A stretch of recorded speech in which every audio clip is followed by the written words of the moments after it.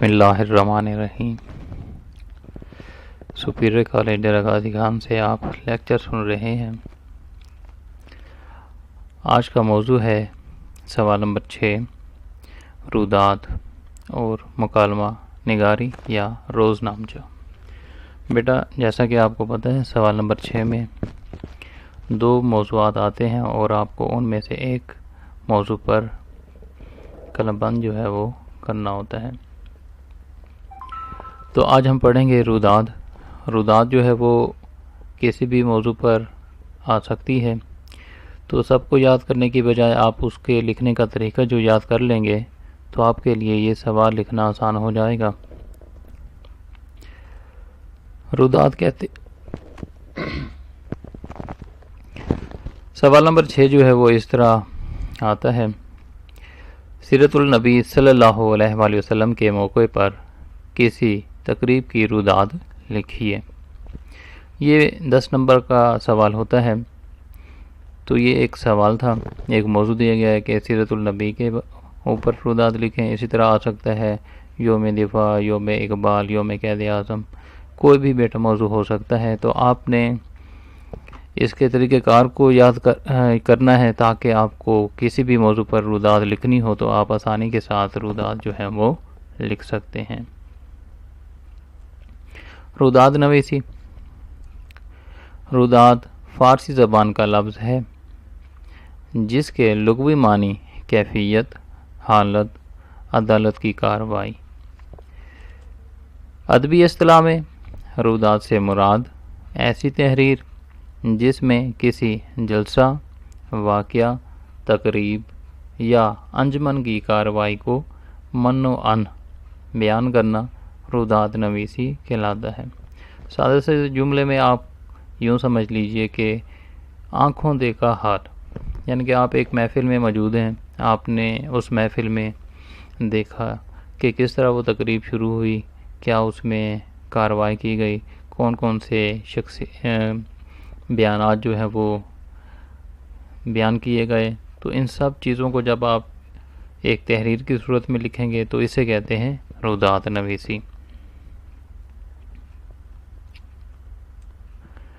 روداد لکھنے کے اصول و ضوابط۔ جیسا کہ میں نے آپ کو بتایا کہ تمام موضوعات کو پڑھ لینا ہمارے لیے ناممکن ہے، تو اس کے لیے ایک شارٹ کٹ ہے کہ ہم اپنی روداد جو ہے وہ اچھی انداز میں کس طرح لکھ سکتے ہیں۔ تو اس کے لیے آپ روداد لکھنے کے جو اصول ہیں وہ یاد کر لیں تو آپ کے لیے تمام موضوعات پر روداد لکھنا آسان ہو جائے گا۔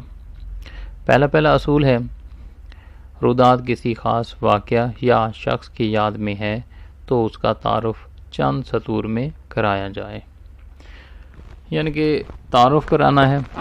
مثال کے طور پر اگر آپ کو موضوع دیا جاتا ہے یوم اقبال تو آپ نے علامہ اقبال کا تعارف کرانا ہے۔ دوسرے نمبر پہ ہے، روداد میں تاریخ، وقت، مقام اور حاضرین کا ذکر کیا جائے۔ مطلب کہ روداد یہ واقعہ، کوئی واقعہ آپ لکھ رہے ہیں تو آپ نے اس واقعے کی تاریخ جو ہے وہ بتانی ہے کہ فلاں تاریخ کو یہ واقعہ یا تقریب جو ہے وہ منعقد ہوئی۔ پھر اس کے بعد وقت ہے، پھر آپ نے وقت بتانا ہے کہ 10 بجے یہ تقریب شروع ہوئی تھی، 12 بجے ہوئی تھی، جس وقت میں بھی وہ تقریب ہوئی تھی آپ نے وہ وقت جو ہے وہ بتانا ہے۔ پھر اس کے بعد ہے مقام۔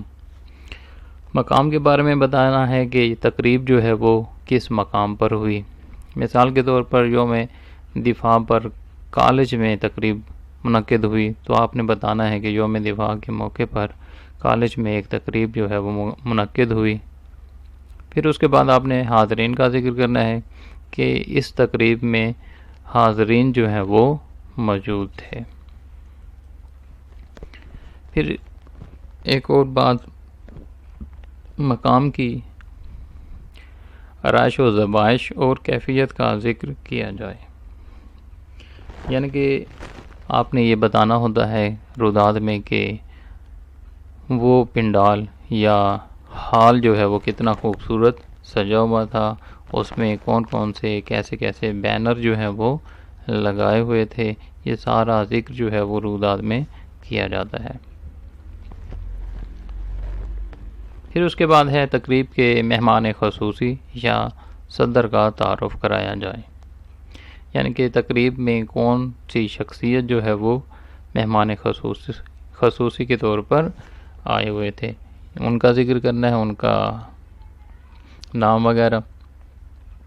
پھر اس کے بعد ہے تقریب کا آغاز، تلاوت کلام پاک اور نعت سے کیا جائے۔ بحیثیت مسلمان جب ہم کوئی تقریب شروع کرتے ہیں تو اس کا ذکر جو ہے ہم تلاوت کلام پاک سے شروع کرتے ہیں۔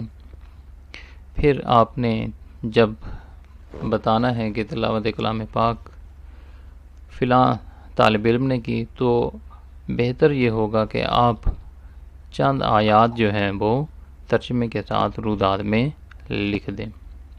پھر اس کے بعد محبت محمد ظاہر صلی اللہ علیہ وسلم ظاہر کرنے کے لیے آپ نے نعت کا ذکر کرنا ہے۔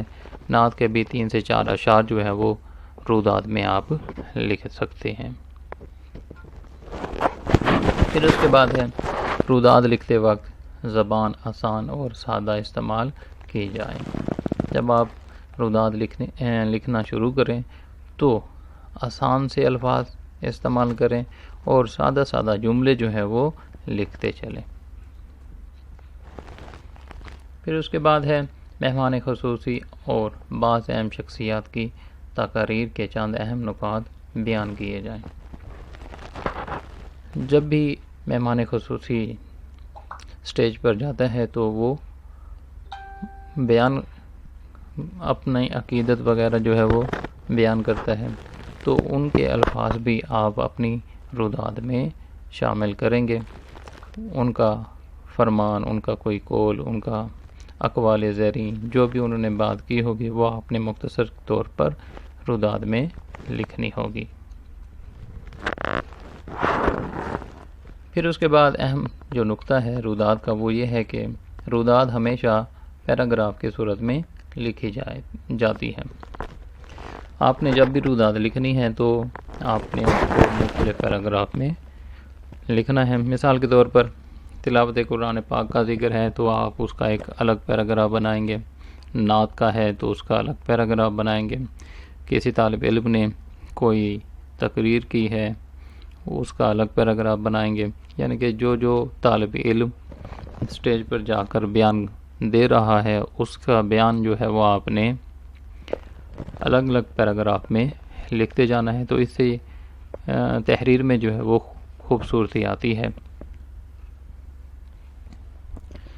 آخری نقطہ یہ ہے کہ روداد امتحانی کاپی کے 2 یا 3 صفحات پر مشتمل ہونی چاہیے، یعنی کہ یہ سوال جو ہے وہ آپ نے 2 یا 3 صفحات پر لکھنا ہے، نہ اسے کم کریں گے تو نمبر کٹیں گے، زیادہ لکھیں گے تو آپ کا اور سوال جو ہے وہ رہ جائے گا، اس لیے آپ اس حد میں رہ کے اپنے یہ سوال جو ہے وہ پورا کر سکتے ہیں۔